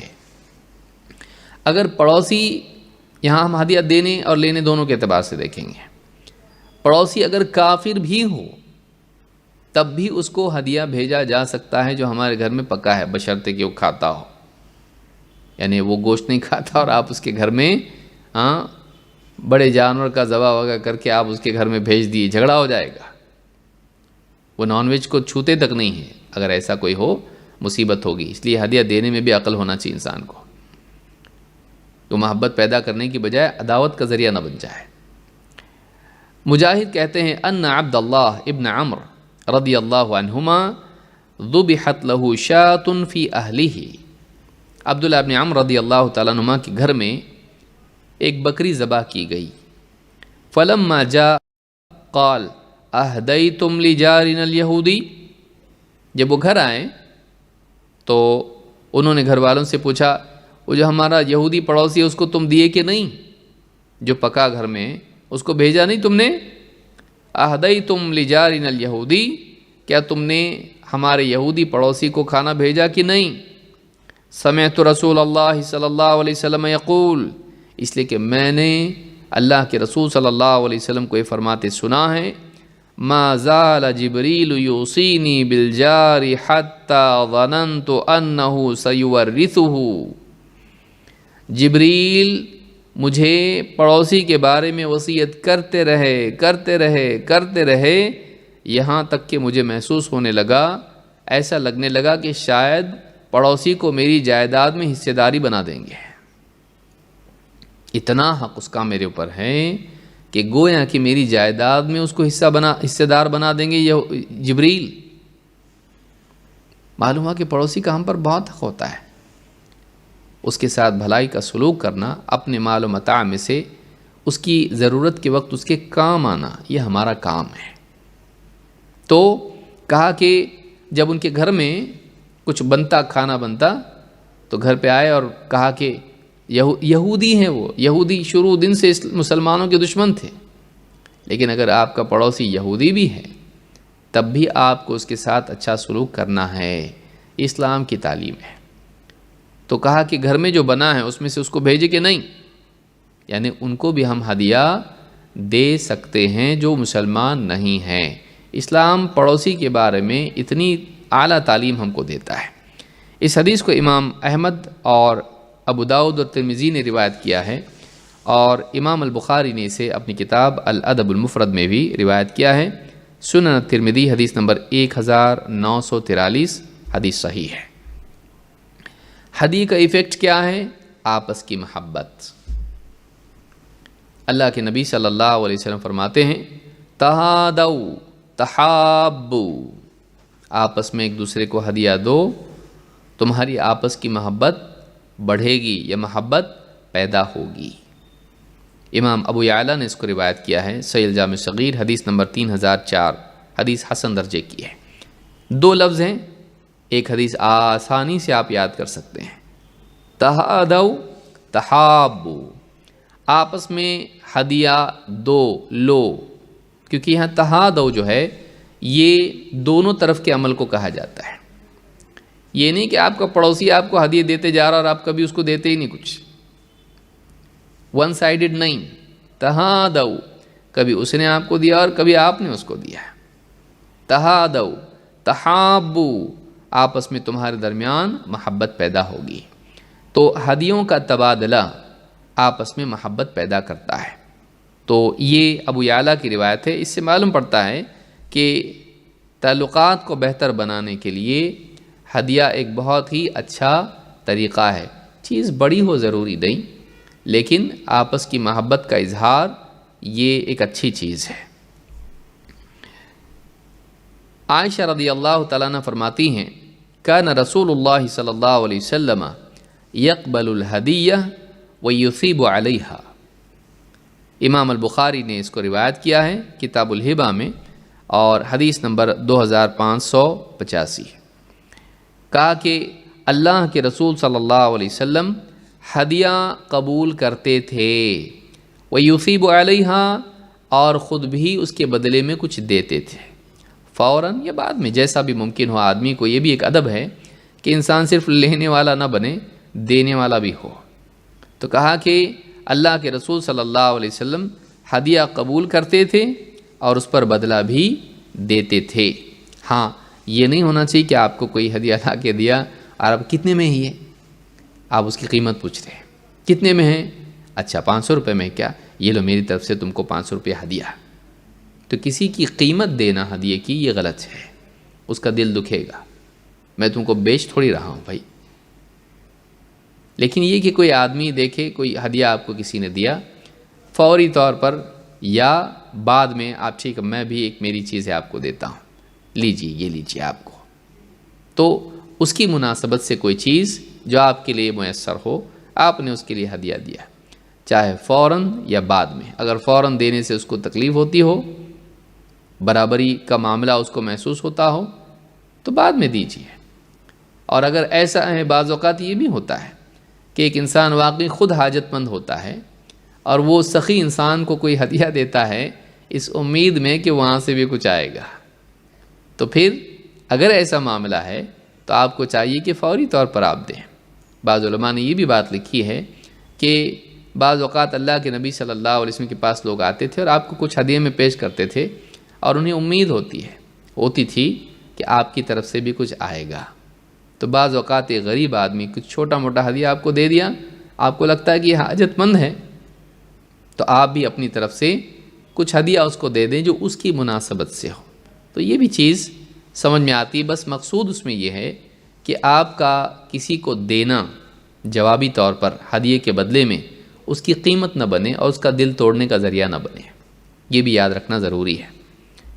اور یہ نہیں کہ اس نے چھوٹی چیز دی تو اس سے بہت بڑی آپ دے دیں اور اس کو ذلیل کریں، یہ دیکھیں کہ تیری تو یہ اوقات ہے اور ہم اتنا بڑا دے سکتے ہیں تجھ کو، تو اس کو اپنی ہدیے کا چھوٹا ہونا محسوس ہو، ذلت محسوس ہو، یہ بھی نہیں ہونا چاہیے۔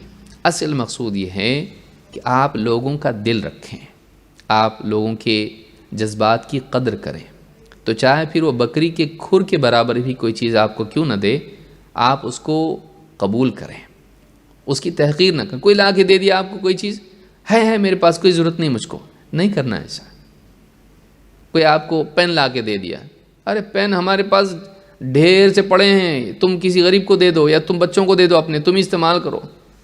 نہیں، آپ لے لیجئے، یا آپ لے رہے ہیں اور اب میرے کیا کام کا ہے پین، میں لکھنا پڑھنا تو کام ہے نہیں میرا، تو بھئی آپ لے لو نا اس کو، آپ کسی پڑھنے لکھنے والے کو دے دو، آپ کو نہیں آتا ہے پڑھنا لکھنا، لیکن آپ قبول کرو۔ ماشاءاللہ کتنی اچھی چیز دی آپ، دیکھیے سب سے پہلی چیز اللہ تعالیٰ نے قلم پیدا کی تھی، آپ کچھ نہ کچھ ایسا بول دیے اس کو۔ قرآن میں دیکھو پہلی وحی میں اللہ نے قلم کے بارے میں بیان کیا ہے، آپ نے کتنا صحیح چیز دی۔ اکثر جیب میں آج کل کے دور میں پین ہی نہیں رہتا ہے، آپ نے بہت صحیح چیز دی، یا کچھ اور چیز کسی نے دے دیا آپ کو، مٹھائی دے دی کوئی، اور آپ نے کھول کے دیکھا اس کو، اور آپ کہیں یہ کون کھاتا ہے یہ مٹھائی، ہمارے گھر میں کوئی نہیں کھاتا ہے مٹھائی۔ اب آپ نے اس کا دل توڑ دیا، اور میں غلط لے کے آ گیا کچھ، تو بلکہ آپ نے لیا اس کو، ماشاءاللہ یہ تو بہت زبردست چیز ہے، اور یعنی بہت اچھی لگ رہی ہے کھا کے، آپ نے دیکھا ماشاءاللہ۔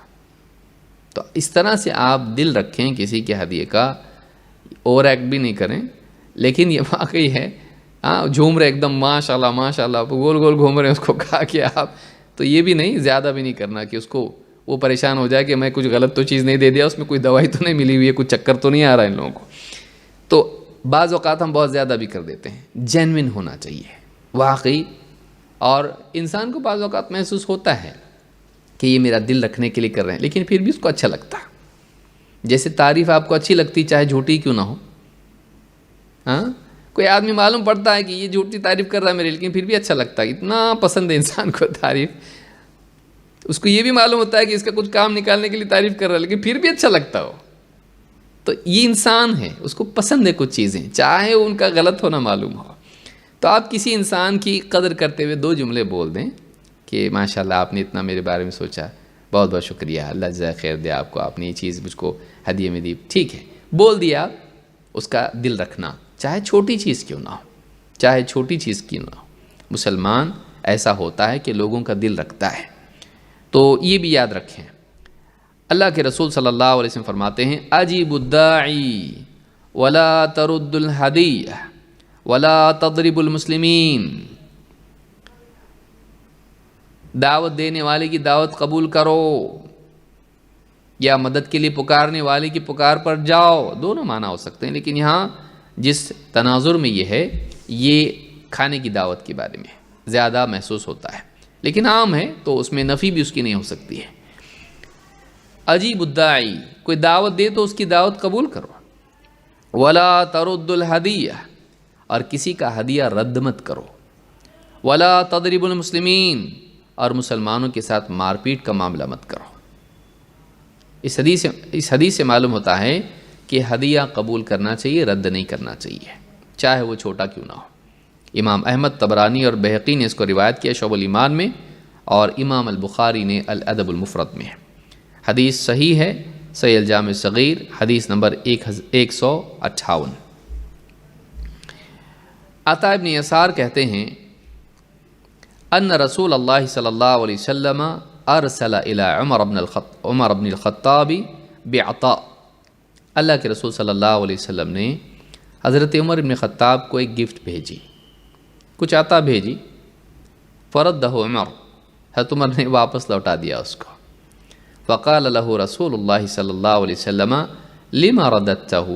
آپ نے پوچھا واپس کیوں لوٹایا؟ میں نے تم کو ہدیہ دیا تھا، کچھ تم کو میں نے گفٹ دی تھی، اسے واپس کیوں دیا؟ فقال یا رسول اللہ الیس اخبرتنا ان خیرا لاحدنا الا یاخذ من احد شیئا. کہا کہ اللہ کے رسول، کیا آپ نے بتایا نہیں تھا ہم کو کہ ہمارے لیے بھلائی اسی میں ہے کہ ہم کسی سے کچھ نہ لیں، ہم کسی سے کچھ نہ لیں. آپ نے تو بتایا تھا نا ہم کو یہ اچھا ہے ہمارے لیے. فقال رسول اللہ صلی اللہ علیہ وسلم ان ذلك عن المسألہ. آپ نے فرمایا میں نے تو یہ مانگنے کے بارے میں کہا تھا کہ ایک انسان بے حاجت لوگوں سے مانگے. فَأَمَّا مَا كَانَ مِنْ غَيْرِ مَسْأَلَةٍ فَإِنَّمَا هُوَ رِزْقٌ يَرْزُقَكَهُ اللَّهُ. لیکن جو چیز بغیر مانگے مل جائے تو یہ اللہ کی طرف سے آنے والا رزق ہے جو اللہ نے تم کو عطا کیا ہے.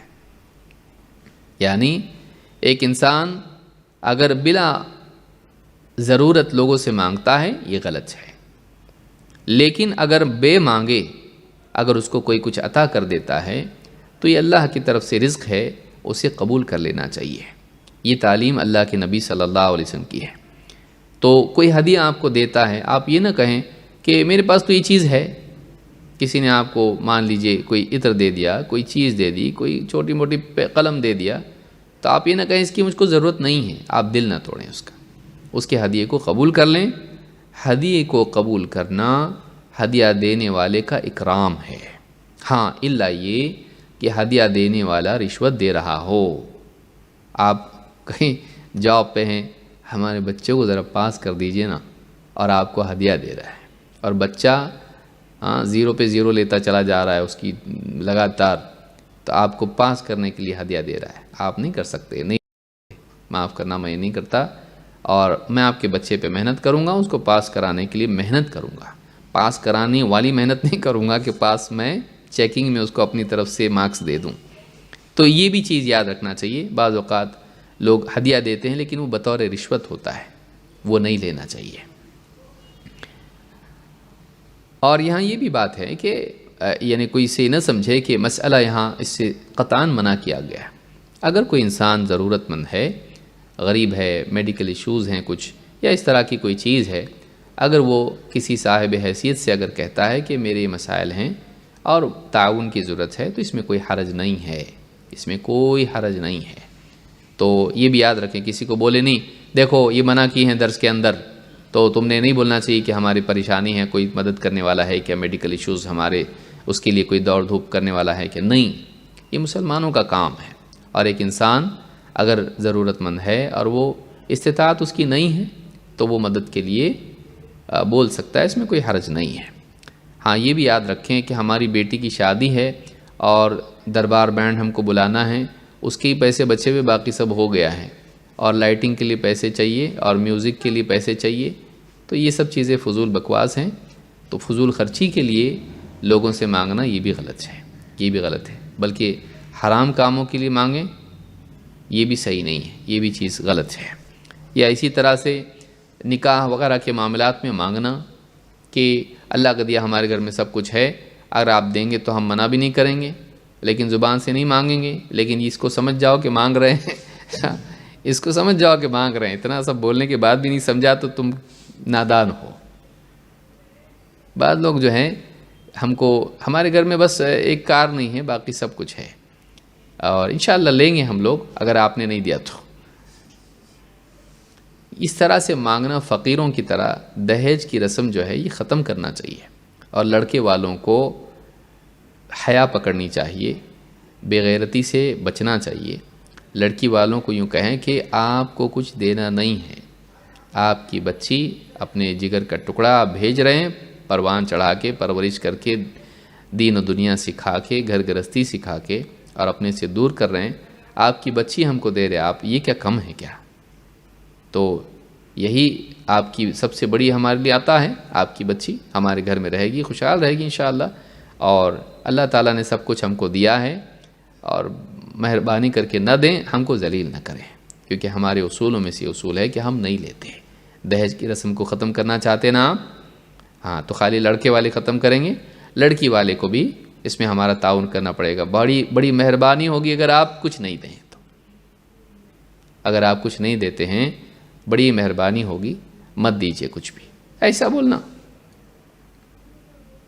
ایسا نہیں بولنا کہ سامنے والے یہ ہاں بول رہا کہ نہ بول رہا، ایسا بول رہا جسے دو، نہ تو بول رہا لیکن نہ ڈھیلا ہے۔ یعنی آدمی بعض اوقات ایسا بولتا، نہ دو نہیں بولتا، دو نہ بولتا۔ اب سمجھنا کیا ہے ان کی بات کو، نہ کون سا ہے، یہ ضد والا نہ ہے کہ انکار والا نہ ہے؟ دو نہ، تو نہ مت دو بول رہا کہ دو بول رہا ہے۔ تو بعض اوقات لڑکے والے جو باتیں کرتے ہیں، ایسی بات کرتے ہیں کہ بھائی یہ سمجھ لے اگر غلط ہماری بات کو تو اور اچھا، ہم نہ بولیں اور وہ ہاں سمجھے تو بہت اچھا ہے۔ یہ سب خرافات ہیں، ذرا انسان کو شرم ہونی چاہیے، وہ نہ لے، لڑکی والوں سے نہ لے، نہیں مانگے ان سے۔ بہت سارے علاقوں میں آج بھی دہیج کی رسم ہے کہ اگر نہ دیں دہیج تو اس کو بے عزتی سمجھتے ہیں، تو یہ بہت غلط بات ہے، نہیں ہونا چاہیے۔ اس حدیث کو جو میں نے ذکر کی، امام مالک نے اپنی موطا میں اس کو روایت کیا ہے، اور اس میں عمر بن خطاب رضی اللہ تعالیٰ فرماتے ہیں، اما والذی نفسی بیدہ لا اسأل احدا شیئا، کہا کہ اس ذات کی قسم جس کے ہاتھ میں میری جان ہے، میں کسی سے کبھی کچھ مانگتا نہیں، ولا یأتینی شیء من غیر مسألۃ الا اخذتہ، لیکن اگر بغیر مانگے کوئی چیز مجھے ملے، کوئی ہدیہ دے تو میں اس کو ضرور قبول کرتا ہوں، میں اس کو ضرور قبول کرتا ہوں۔ تو یہ دینی اصولوں میں سے ایک اصول ہے، اس کو یاد رکھنا چاہیے۔ اللہ کے رسول صلی اللہ علیہ وسلم بھی فرماتے ہیں، لو دعیت الی ذراع او قراع لا اجبت، کہ اگر مجھے دعوت دی جائے ذراع کی یا قراع کی، ذراع کہتے ہیں جو دست ہوتی ہے، اگلی دست جانور کی، اس کو ذراع کہتے ہیں، اس کے ہاتھ جس کو آپ کہیں جانور کے، بکری یا اسی طرح سے اونٹ یا اس طرح ذراع اس کو کہتے ہیں، اور قراع کہتے ہیں اس کی پنڈلی کے گوشت کو۔ تو اگر مجھے ذراع کی دعوت دی جائے کھانے کی، یا اس کا گوشت ہو یا قراع کا ہو، میں ضرور دعوت قبول کروں گا، یعنی چھوٹی موٹی دعوت بھی ہو تو میں قبول کروں گا۔ وَلَوْ أُهْدِيَ إِلَيَّ ذِرَاعٌ أَوْ قُرَاعٌ لَقَبِلْتُ، اور مجھے ہدیے میں اگر کوئی جانور کے پائے دے دیں یا تھوڑا موڑا گوشت دے دیں پنڈلی کا اس کے، تو وہ بھی میں قبول کر لوں گا، یعنی انکار نہیں کروں گا، کیا دے رہے ہو مجھ کو تم، اتنی چھوٹی چیز دے رہے ہو، نہیں، بلکہ میں اسے ضرور قبول کروں گا۔ تو چاہے دعوت دے مجھے اپنے گھر پہ یا مجھے لا کے دے دے، تو میں اس کا انکار نہیں کروں گا بلکہ اس کو قبول کروں گا۔ اس کو امام البخاری نے کتاب الہبہ میں روایت کیا ہے، حدیث نمبر 2568۔ اس سے معلوم ہوتا ہے کہ اللہ کے نبی صلی اللہ علیہ وسلم بھی ہدیہ قبول کرتے تھے، اور اس سے آدمی چھوٹا نہیں ہو جاتا، فقیر ثابت نہیں ہوتا، محروم ثابت نہیں ہوتا، بلکہ سامنے والے کا دل رہ جاتا ہے۔ ایک اور حدیث ہم دیکھ لیتے ہیں، حدیث نمبر 48، تو اگلے درس میں ہمارے لیے آسان ہو جائے گا بقیہ حدیثوں کو ختم کرنا، اگر موقع رہا تو انشاءاللہ۔ یہ حدیث ہے نوحہ کرنے سے متعلق۔ عورتوں میں خاص طور سے یہ چیز ہوتی ہے کہ کوئی نقصان ہو جائے، کسی کی وفات ہو جائے گھر میں، خاندان میں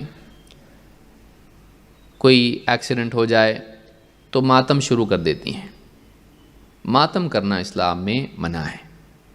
ابو مالک اشعری رضی اللہ تعالیٰ عنہ کی حدیث ہے، عن ابی مالک الاشعری، یا اس کو پڑھیں گے عن ابی مالک الاشعری۔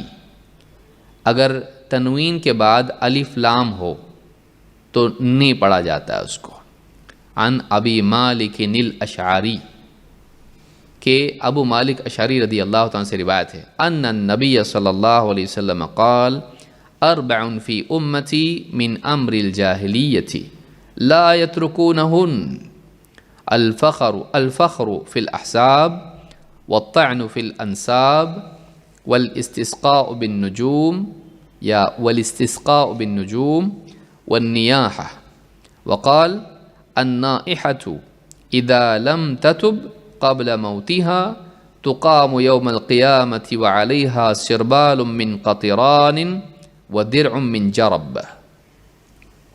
امام مسلم نے اس کو روایت کیا ہے۔ ابو مالک اشعری رضی اللہ تعالیٰ عنہ کہتے ہیں کہ نبی صلی اللہ علیہ وسلم نے فرمایا، 4 چیزیں ایسی ہیں میری امت میں جو جاہلیت کی چیزیں ہیں، لا یترکونہن، اور وہ انہیں چھوڑیں گے نہیں، یعنی بہت سارے لوگ امت میں ایسے ہوں گے جو ان برائیوں کا ارتکاب کرتے ہی رہیں گے، پوری طرح سے امت سے نکلے گی نہیں۔ کیا ہے وہ 4 چیزیں؟ الفخر فی الاحساب، حسب میں فخر کرنا، والطعن فی الانساب، نسب میں طعن کرنا، حسب پر فخر کرنا اور نسب پر طعن کرنا دوسروں کے، والاستسقاء بالنجوم، اور ستاروں سے بارش کا عقیدہ رکھنا یا طلب کرنا، والنیاحہ ماتم کرنا، فخر کرنا حسب پر اپنے، اور طعن کرنا نسب پر دوسروں کے، اور ستاروں سے بارش کا عقیدہ رکھنا اور ماتم کرنا۔ اور آپ نے فرمایا النائحۃ اذا لم تتب قبل موتها، ماتم کرنے والی عورت اگر موت سے پہلے توبہ نہیں کرتی تو قام یوم القیامہ، قیامت کے دن اسے کھڑا کیا جائے گا اس حال میں، وعلیہا سربال من قطران ودرع من جرب، اس پر چادر ہوگی تارکول کی، جو راستہ بناتے وقت ڈالتے ہیں نا، کالا مادہ ہوتا ہے، تو اس پر قطران کی چادر ہوگی، اور درع من جرب، اور اس پر ایک لباس ہوگا کھجلی کا، خارش کا، ایگزیما جس کو بولتے ہیں، کیا بولتے ہیں اس کو، کھجلی ہوتی ہے، تو وہ اس کو کھجلی کا لباس پہنایا جائے گا کہ جس کے پہننے کی وجہ سے اس کا بدن کھجاتا رہے گا، تکلیف ہوگی اس کو، اور تارکول کی چادر اس کے اوپر ڈال دی جائے گی۔ امام مسلم نے کتاب الجنائز میں اس کو روایت کیا، حدیث نمبر 934۔ تو یہ 4 چیزیں ہیں جو یہاں ذکر ہوئی ہیں۔ جاہلیت کیا ہے؟ ابن الاثیر رحمہ اللہ فرماتے ہیں وَقَدْ تَكَرَّرَ ذِكْرُهَا فِي الْحَدِيثِ، بار بار حدیثوں میں جاہلیت کا ذکر آتا ہے، وَهِيَ الْحَالُ الَّتِي كَانَتْ عَلَيْهَا الْعَرَبُ قَبْلَ الْإِسْلَامِ، جاہلیت اس حالت کا نام ہے جس پر اسلام کے آنے سے پہلے عرب تھے۔ عرب جس گمراہی کی زندگی میں پڑے ہوئے تھے اس کو جاہلیت کہتے ہیں۔ من الجہل باللہ ورسولہ وشرائع الدین، اللہ اور اس کے رسول اور دین و شریعت سے جہالت کے ساتھ جس طرح وہ زندگی گزار رہے تھے، اس طرز حیات کو جاہلیت، اس فکر کو اور اس طرز حیات کو جاہلیت کہتے ہیں۔ والمفاخرۃ بالانساب والکبر والتجبر وغیر ذلک، اور اسی طرح سے فخر کرنا نسب پر اور گھمنڈ کرنا اور ظلم اور جبر کرنا ایک دوسرے پر، یہ ساری چیزیں جاہلیت کی چیزیں تھیں۔ تو جاہلیت اس لائف سٹائل کا نام ہے جو اسلام کے آنے سے پہلے عربوں میں تھا۔ النہایہ میں یہ بات ابن الاثیر نے کہی ہے۔ ابن اثیر الگ ہیں، ابن کثیر الگ ہیں۔ ابن کثیر کون ہیں؟ جن کی تفسیر ہے۔ اور ابن اثیر کون ہیں؟ جن کی جامع الاصول کتاب ہے، اور بھی کتابیں ہیں جن کی مشہور کتاب جامع الاصول ہے، جو حدیثوں کے اوپر انہوں نے کام کیا ہے اور حدیث میں جو ٹرمینالوجی ہے اس کی وضاحت انہوں نے کی ہے۔ حسب کس کو کہتے ہیں؟ پہلی چیز جو برائی ہے وہ کیا ہے؟ حسب پر فخر کرنا۔ ابن اثیر کہتے ہیں الحسب فی الاصل الشرف بالآباء وما يعدہ الناس من مفاخرهم۔ حسب کہتے ہیں باپ دادا کے شرف کو، اور وہ چیزیں جو فخر کی لوگ ان کے کارناموں میں شمار کرتے ہیں۔ تو ہمارے باپ دادا ایسے تھے اور نواب تھے اور ان کی شیر انہوں نے جنگل میں جا کے بغیر بندوق کے مارا تھا، اور جو بھی باتیں اس طرح کی ہوتی ہیں، بڑے بڑے کارنامے باپ دادا کے، اس پر فخر کرنا، اس کو کہتے ہیں الحسب، کہ ایک آدمی اپنے باپ دادا پر فخر کرے اور دوسروں کو ذلیل کرنے کے اعتبار سے اور اپنی بڑائی کے اعتبار سے۔ اللہ کے نبی صلی اللہ علیہ وسلم فرماتے ہیں ان اللہ قد اذهب عنکم عبیۃ الجاہلیہ وفخرها بالآباء۔ اللہ تعالیٰ نے تم سے اس چیز کو ہٹا دیا ہے۔ کس چیز کو؟ جاہلیت کے تکبر اور باپ دادا پر فخر کرنے کو۔ اسلام سے اس کو اللہ تعالیٰ نے اسلام میں اس کو نہیں رکھا، سماج سے اس کو ہٹا دیا اور صحیح چیزوں کی فہرست سے اس کو نکال دیا ہے۔ تم سے اللہ تعالیٰ نے تمہارے اندر سے اس کو دور کر دیا، جاہلیت کے تکبر اور باپ دادا پر فخر کرنے کو۔ انما ہوا مؤمن تقی و فاجر شقی۔ اب بس لوگ دو حساب سے دو دھڑوں میں ہیں، دنیا میں دو طرح کے لوگ ہیں۔ کون؟ تقوی والا ایمان، یا پھر فاجر شقی۔ فاجر شقی وہ انسان جو گناہوں میں پڑا ہو اور بدبخت ہو، ناکام ہو آخرت کے اعتبار سے۔ الناس کلہم بنو آدم، لوگ سب کے سب آدم کی اولاد ہیں۔ وآدم خلق من تراب، اور آدم مٹی سے پیدا کیے گئے تھے۔ یعنی گھمنڈ مت کرو، سب کے سب ایک ہی باپ کی اولاد ہو تو اپنے باپ دادا پہ فخر کر کے فائدہ کیا کہ اینڈ میں جا کے تمہارا ان کا جو باپ ہے وہی تمہارا بھی باپ ہے، سب کا باپ ایک ہے۔ اور دوسری بات یہ کہ آدم کے اوپر فخر کر کے فائدہ کیا؟ اللہ نے آدم کو مٹی سے بنایا تھا، تو ہم اپنی اصل میں مٹی ہیں، تو مٹی پر کیا فخر کرو گے؟ تو آپ نے یہ بتایا کہ آدمی کو اپنے باپ دادا پر، اپنے خاندان پر فخر نہیں کرنا چاہیے۔ امام ترمذی نے اس کو روایت کیا ہے، صحیح الجامع صغیر حدیث نمبر 5482، حدیث صحیح ہے۔ دوسری چیز نوح، ماتم کرنا۔ اللہ کے نبی صلی اللہ علیہ وسلم فرماتے ہیں اثنتان فی الناس ہما بہم کفر۔ دو چیزیں لوگوں میں اب بھی ہیں یا باقی رہیں گی، وہ کیا ہیں؟ کفر کی چیزیں ہیں، کفری اعمال میں سے ہے۔ الطعن فی النسب والنیاحۃ علی المیت، دوسروں کے نسب میں طعن کرنا کہ تو چھوٹے خاندان کا ہے۔ کسی مثال کے طور پر کوئی آدمی ہے، اس کے ماں باپ مسلمان نہیں تھے، یا اس کے ماں باپ گناہ گار تھے، دادا گناہ گار تھا یا فلانا پردادا گناہ گار تھا، شرابی تھا، جواری تھا، قتل کیا تھا۔ اب اس نسب کی وجہ سے اس کے اوپر طعن کرے کہ تو ایسے خاندان کا ہے، تو بڑے گھٹیا خاندان کا ہے، تو نسب پر طعن کرنا۔ والنیاحۃ علی المیت، اور میت پر ماتم کرنا، مرنے کے بعد منہ سے بول بول کے رونا، اے اللہ تو نے اچھا نہیں کیا، ہمارے گھر کا چراغ بجھا دیا، یا فلاں نے ہمارے دولہے کو اٹھا لیا، یا فلاں کو ماں باپ کو تو نے لے لیا، ہمارے سے چھت کو چھین لیا، اے اللہ تو نے بہت بڑا ہمارے ساتھ اچھا نہیں کیا۔ اس طرح کی باتیں بول بول کے، یا میت کے بارے میں اس کی خوبیاں بولنا، ہائے ہمارے گھر کا چراغ گل ہو گیا، ہائے ہمارے گھر کی چھت چلی گئی، ہائے ہمارے گھر کا سکون چلا گیا، کیوں گیا تو آ جا واپس۔ اس طرح سے باتیں بول بول کے رونا، یہ ساری چیزیں بھی خرافات ہیں، یہ نہیں ہونا چاہیے۔ گیا اب نہیں آتا، آپ کتنا بھی چلاؤ، جو گیا وہ گیا خلاص، وہ نہیں آنے والا ہے، آپ کے رونے سے آئے گا وہ نہیں آتا ہے، بلکہ اگر اس نے منع نہیں کیا اپنے گھر والوں کو ماتم سے تو اس کو بھی عذاب ہوتا ہے، اس کو بھی عذاب ہوتا ہے۔ اور اگر بول کے گیا ہے جیسا پہلے عرب میں کرتے تھے تب تو اور بھی زیادہ معاملہ سخت ہے۔